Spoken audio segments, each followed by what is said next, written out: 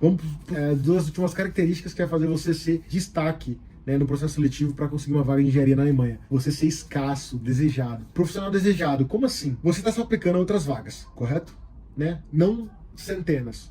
Seguindo a metodologia que eu estou te explicando, são poucas vagas, focado na qualidade, focado no nicho, no mercado, na porção do mercado de trabalho que reage bem à tua aplicação, né? Se você não entendeu isso, volta com os vídeos, eu falei, você tem que se aplicar por blocos, startups, empresas pequenas, médias, grandes, né? High-techs, né? Empresas familiares, né? Tradicionais, enfim. Você precisa se aplicar em blocos para entender qual que é o nicho, qual que é a porção do mercado das empresas que fecham com o teu perfil profissional, entendeu? Com o que você está entregando. Assim, adivinha o que vai acontecer? Quando você se aplicar assim, você vai conseguir focar só nessas empresas e vai ter melhor resposta do que ficar... Isso vai ser 80-20, do que ficar tirando a aplicação para todo lado, tá entendendo? É entender o mercado de trabalho, entender qual mercado te aceita melhor. Fechou? Então, sabendo disso, você vai começar a se aplicar e vai começar a receber, né, retorno, enfim. E daí, você vai ter que mostrar isso. Você vai ter que explicar que você, sim, você está em conversas com outras empresas e sim, você, né, adoraria continuar com o processo seletivo com essa empresa e adoraria, né, se for perguntado, saber mais sobre as atividades que você vai ter que realizar, ser responsável, para conversar e negociar sobre salário, negociar sobre benefícios e etc. Ou seja, quando você está numa entrevista e você é perguntado, você tá conversando com outras empresas, você está se aplicando em outras vagas? Sim, estou. Isso não significa isso não significa que não estou interessado nessa oportunidade, muito pelo contrário, né? Mas recebo contato, sim, estou em contato e é isso, podemos conversar melhor. E daí, né, e se vir sempre quando vem algo relacionado a isso, você precisa te mostrar tranquilidade, né? Tranquilidade, porque você tá tranquilo, a empresa precisa de você, é óbvio que você precisa do trabalho. E ela sabe disso, mas ela precisa muito de você. E na Alemanha a situação tá louca para eles. Eles estão realmente muito necessitados de profissionais, tá bem? Então, você tem que estar tranquilo. Fica tranquilo. Pode comunicar que está em contato. Não precisa falar o nome de empresa, não deve, tá bem?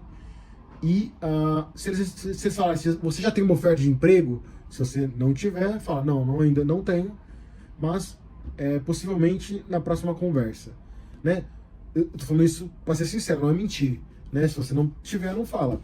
Mas o que é legal, isso gera escassez, então a empresa reage rápido. Como é que eu sei disso? Eu já fiz isso, na prática, valendo.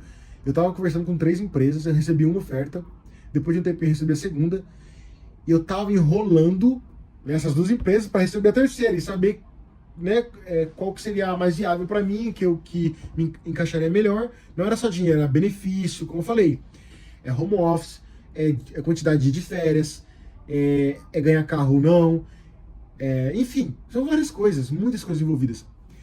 E essa terceira empresa estava demorando. E eu falei assim, ó, eu entrei em contato e falei, olha, eu agradeço muito pelo processo seletivo, né, pelas conversas que tivemos.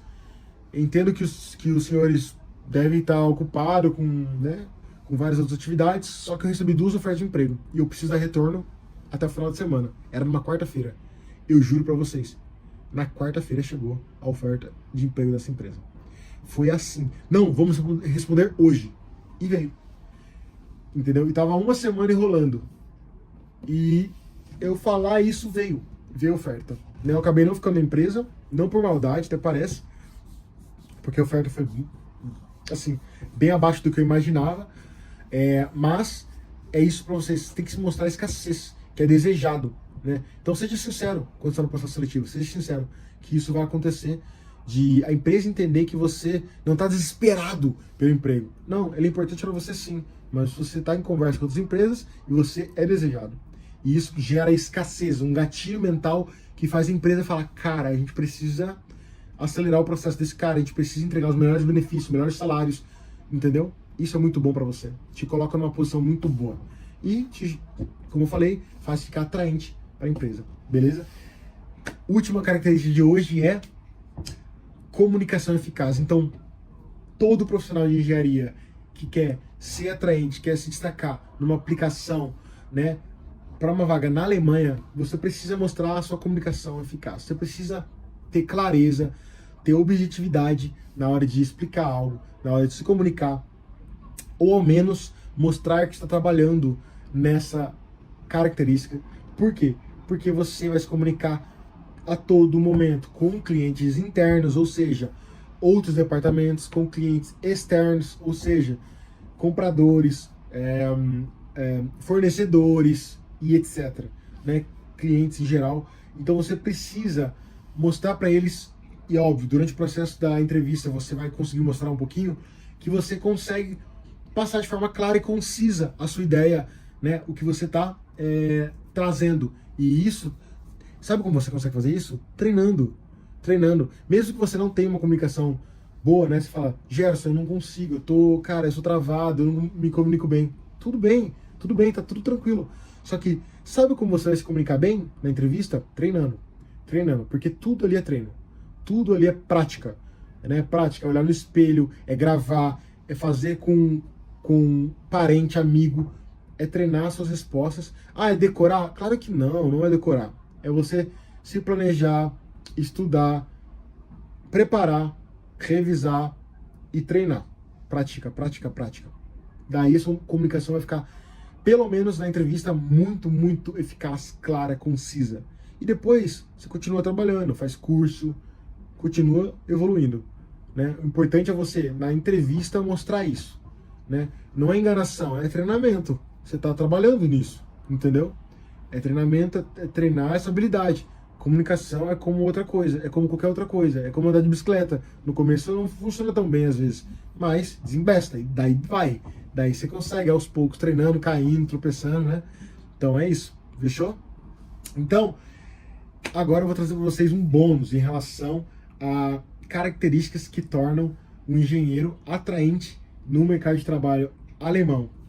E cara, isso aqui é uma das características mais importantes que você precisa focar, que é gerar confiança no recrutador, no tomador de decisão, no RH.